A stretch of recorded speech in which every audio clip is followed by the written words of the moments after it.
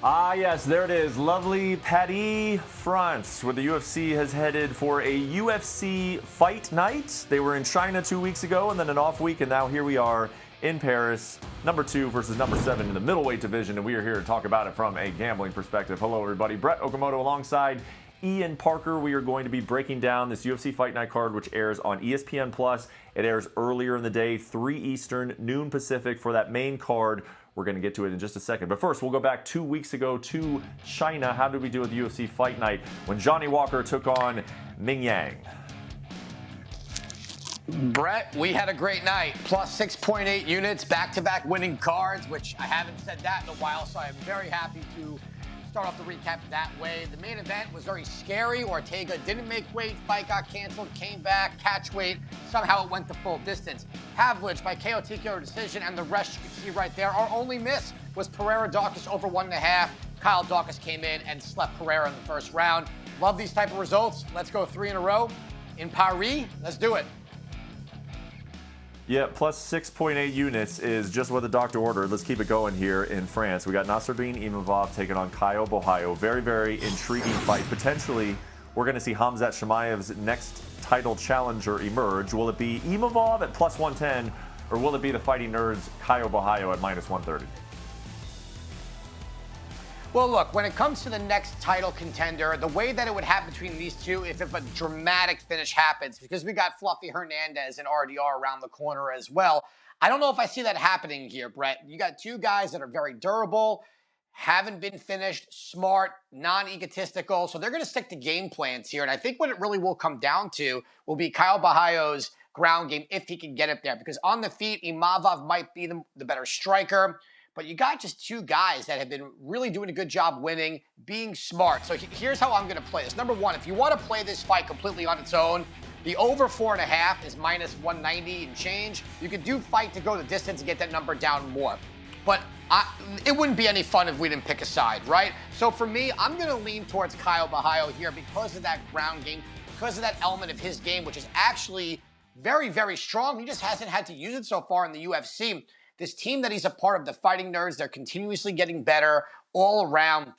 And he's just a very smart fighter that doesn't make a ton of mistakes. I think he's been battle-tested enough for this type of fight. I think he comes in here, and if he does get a win, it would be by decision. This will be part of a long shot parlay down the line at plus odds, which I really like that there. But as long as he doesn't get tired, as long as he doesn't stay on the feet too long and turn this into a straight boxing match, I think he's got more ways to win. But these odds are correct. It should be this close, and I think this is a very good fight that they put together right now for Paris.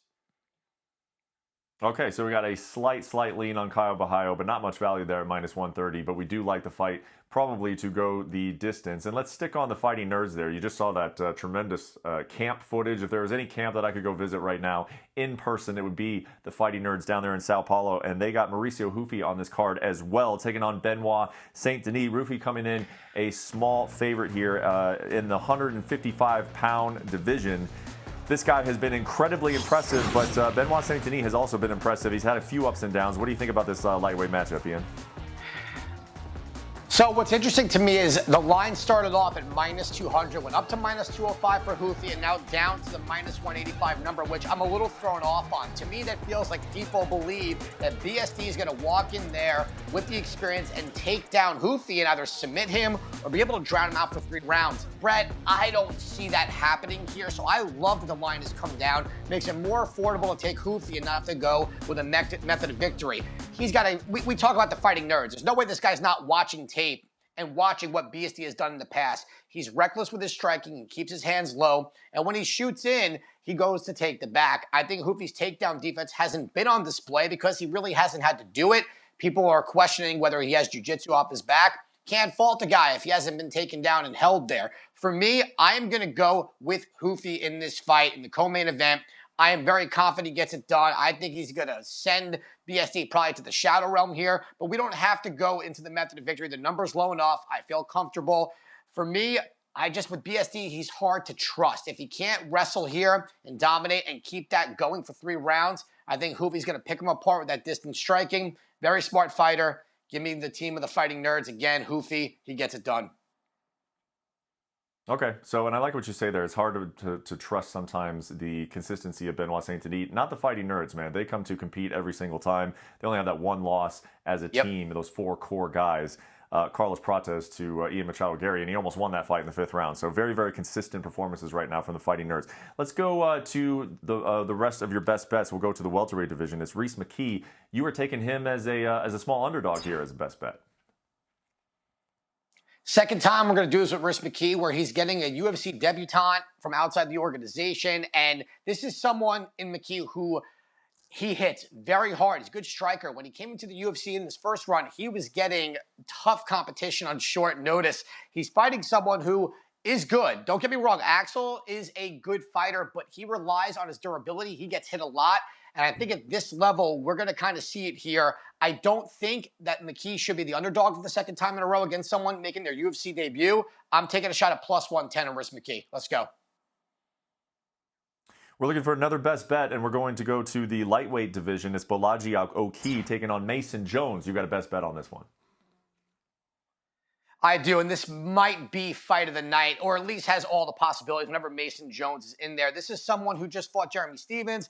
Looks good. He's been in a lot of wars. The one thing with him, though, durability through the roof. His opponent in Bolaji Oki carries a lot of power, but also has gone the distance in a bunch of fights. I think Jones gets it done here. I think he could wrestle his way and kind of out-grapple. But for me, the over 2.5, that number was at minus 175 earlier today, up to minus 185. I would cap it here. Don't go any higher. Take the over 2.5. I even think this fight's going the distance, but should be a really fun fight for all 3 rounds. All right, go ahead and jump on it at minus 185. Don't let it get up to minus 200, or we're off of that bet, but should be a good fight of the night candidate, as Ian mentions. Let's go to your next best bet. It's in the welterweight division. Sam Patterson taking on Trey Waters. What do you got for this matchup? Another number that keeps going up. Patterson this morning, minus 180, now up to minus 190. He's looked great. Since he got knocked out by Yanal Ashmouz, he has come out and he's won 3 fights in a row in the first round. I'm not saying he gets it done that quick again here, but I think this is a little much for Trey Waters. You have someone in Patterson who is extremely long for the division, has got good subs, good knockout power, and unless he gets tagged, which I think after that first fight, he has been a lot better with his defense, he gets it done here. I think that line should be at minus 250. It might get there by the time the fight starts, but for now, it's under minus 200. Another one you got to grab quick. But yeah, I'm going with Sam Patterson in this one. Wow, minus 250. So incredible value there on Patterson in the opinion of even Ian Parker. But that's not even his most confident pick. You've got another pick that is actually your premium play of the week. It takes place at 155 pounds. Kawhi Fernandez taking on Harry Hardwick. That is where you're going for your premium play, and you're taking Fernandez at minus 162. Fernandez looked fantastic in this last fight. Harry Hardwick is a good fighter, so I don't want to say he's not, but this is a step up in competition. He didn't look great when we've seen him in the past. He's a little inconsistent. He's also taking this fight on very short notice. That number on Fernandez should be way higher here. My guess is that the odds makers just aren't familiar with him. That happens sometimes in MMA in general. You know, it's nothing like betting on the NFL where they're very confident in who they know. This is one of those ones that gets flying under the radar. I don't see where Fernandez loses this fight outside of a fluky shot. I think he gets it done. Hardwick found a way to get back to the UFC, short notice. I think he might be a little bit of a sacrificial lamb here for Fernandez. So we're going to go with this as our premium play. All right, there you go for your best bets. Before we get to the parlays, let's take a look at a long shot prop that you got over there for Paris. Where are we going for the long shot prop this week? This one's a little surprising to me how the odds are. I can't ignore it. Plus 1,600 for a Shauna Bannon sub. She did it in her last fight. Look, when she's fighting someone like Sam Hughes, you know what Hughes is going to do. She's going to try and take this fight to the floor. She's going to try to wrestle. And Bannon's been doing well in international jiu-jitsu tournaments. Although a kickboxer, she's been getting subs here. She's going to fish for them at that number. Plus 1,400. That's already come down since this morning. So obviously other people have seen that too. I like that as a long shot, sprinkle a little something small, have some fun in the first fight. Okay, yep, have a little fun with the long shot prop, and let's have a lot of fun here with the long shot parlay. These are always fun to talk about. They'd be more fun to hit one here. This one's at 7.5 about to 1, and we got a 3-teamer for the long shot parlay. 2 decisions, 1 knockout. William Gomes by decision. I think he gets it done there. Modestas Bukauskas fighting Paul Craig. We know the blueprint. Stay out of Craig's guard. Keep it on the feet. You get a knockout. And then Caio Borralho to win by decision at plus 735. Let's go. Last order of business, I'm sure you guys know what it is. It is Parker's Parlay for UFC Fight Night at that special start time on Saturday. We got a 3-teamer for that one as well, Ian. Going back to the well on Modestas Bukauskas, I do not see him losing to Paul Craig in the slightest bit. Smart guy, will not go to the ground there. Losine Kita, if you don't know who this guy is, he's fighting Pitbull. He was a double champ outside the organization. He is an exciting prospect.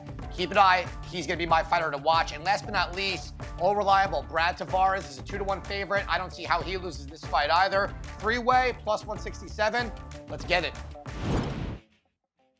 The middleweight division is cooking. I mean, you just had the middleweight title fight with arguably the most, exciting, most hyped guy in the entire sport right now in Khamzat Chimaev. And when you got a champion like that, we got to know who's next. It's going to either be one of these two guys or, like Ian mentioned before, RDR taking on Anthony Fluffy Hernandez next month. It's good times at 185 pounds. We're going to try and make a little bit of money off of these good times in the middleweight division. Enjoy the fights. Again, 3 Eastern, noon Pacific, ESPN Plus. And then come back here, UFC Best Bets next week, where we will be breaking down the next card. Take care.